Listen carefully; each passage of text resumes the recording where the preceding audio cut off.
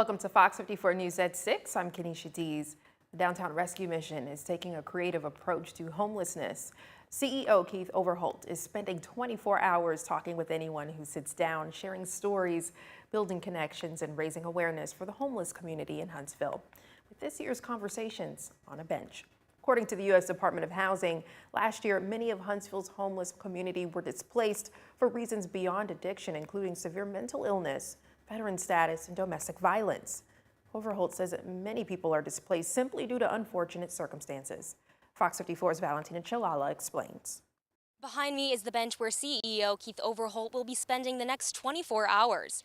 A hard seat for a long day, but a reality that many without shelter face every night. The event is helping raise money for the Downtown Rescue Mission's ongoing programs, providing shelter, recovery, and a path to long-term stability. And it's part of something even bigger, with more than 100 shelter CEOs across North America taking part in this two-day initiative. Through these conversations, CEO Keith Overholt hopes to shed light on what it truly means to live without a place to call home. Homelessness is not a comfortable issue. I mean, there's a lot of things about homelessness that are misconceptions, and a lot, I've had some people say, well, you deal with those bums down there, right? Well, that's not who they are. They're people. Sometimes people have to get sick and tired of being sick and tired before they get in our program. And our goal is to actually get the word out for them to come to a place like this, really, so they don't have to be on the streets. The Downtown Rescue Mission houses more than 400 people every night. Through this event, Overholt is highlighting the reality of homelessness, shedding light on misconceptions, and showing how their programs rebuild lives and help the homeless work toward lasting independence. In Huntsville, I'm Valentina Chalala, Fox 54 News.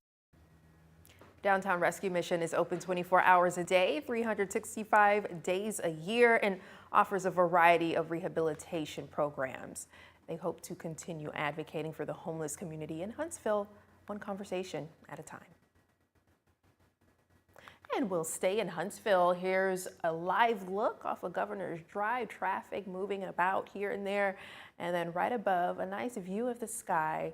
You can still see the sun setting behind there. Otherwise, a nice backdrop on the way to wherever those drivers are headed. Let's bring in Fox 54 Weather Impact Chief Meteorologist Jordan Dressman. Jordan, we did see a bit of sunshine, but also some cloud cover throughout today. How's the rest of our evening? Yeah, we did definitely start the day with a fair amount of sunshine across the Tennessee Valley, but then once we kind of got to the lunch hour, some cloud cover began to roll into the area. That's okay, though. We didn't see any rain through the course of the afternoon, and now that cloud cover is beginning to break up, and we get to enjoy a really nice sunset. The sun is going to set here in about 15-ish minutes. Sunset is right around 6:18 or 6:19. Fantastic evening as far as the temperatures are concerned. 73 right now in Huntsville, 72 in Scottsboro, 72 in Albertville, 75 in Florence, 70 and 71 respectively for Pulaski and Fayetteville. Up across southern Middle Tennessee. If you're going to be heading out to a Thursday night football game this evening, wonderful weather for that. 69 degrees at 7 o'clock, 64 at 8, 62 by 9, 61 degrees by the time we get to 10 p.m. We're going to continue to talk about the cloud cover breaking up over the next few hours. So I think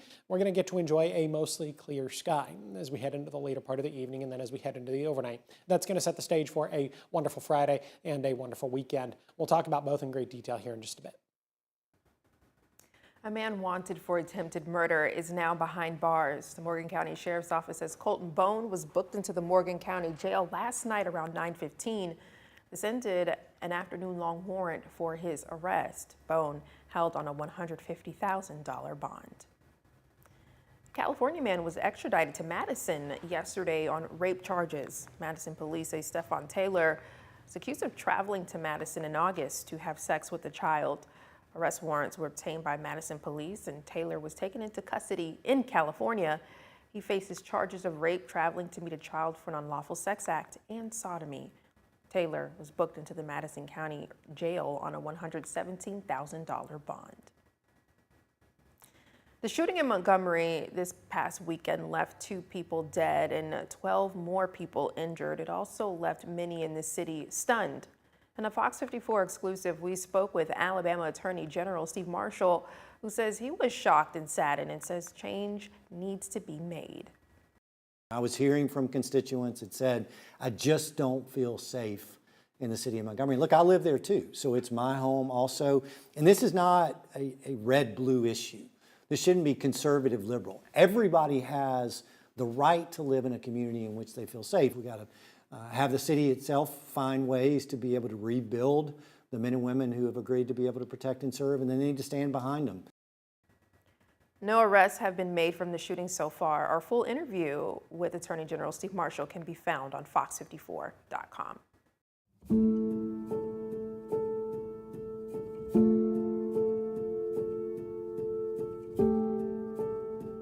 It's a celebration in the Middle East as Israel and Hamas have agreed to the first phase of a U.S. brokered deal to pause a devastating two-year war. The plan involves an end to the fighting and the return of the hostages Hamas is holding. The Israeli government believes 20 are still alive. Reports out of Gaza says people there clapped and cheered at the news. You saw some of that. President Trump says he hopes the release of the hostages will lead to peace. And I think it's going to be a lasting peace, hopefully an everlasting peace. Peace in the Middle East. We secured the release of all of the remaining hostages, and they should be released on Monday or Tuesday. Getting them is a complicated process. I'd rather not tell you what they have to do to get them. There are places you don't want to be, but we are getting the hostages back on Tuesday, Monday or Tuesday. Trump also says he hopes to make a trip to the region. The United Nations says it plans to supply sustained humanitarian relief to Gazans as soon as possible. Back here in the Tennessee Valley, here's a live look at the Huntsville City Council meeting happening right now. On the agenda today is a resolution authorizing a $20 million grant for the pedestrian access and redevelopment corridor project that's up for discussion. And the nonprofit Chill Huntsville will be recognized for its work reducing youth violence and promoting public safety in Huntsville. The meeting is on the second floor chamber of Huntsville City Hall. The fourth annual Dia de los Muertos festival in Decatur has been canceled. Organizers cited safety concerns and the current national climate surrounding immigration status as reasons for canceling this year's event. Dia de los Muertos is a holiday celebrated by the Mexican community to honor loved ones who have passed away. The committee says it's using this time to establish its nonprofit status and expand their mission of celebrating Latino culture and community programs. A 22-year-old man, we've learned, was killed in a crash on University Drive in Huntsville this morning. HIMSI says the wreck happened around 4:30 at the intersection of University Drive and Waddell Drive. Huntsville police identified the driver as Coleman Hurt. He was killed when his car left the roadway and struck a traffic signal pole, authorities say. They also say the crash is still being investigated.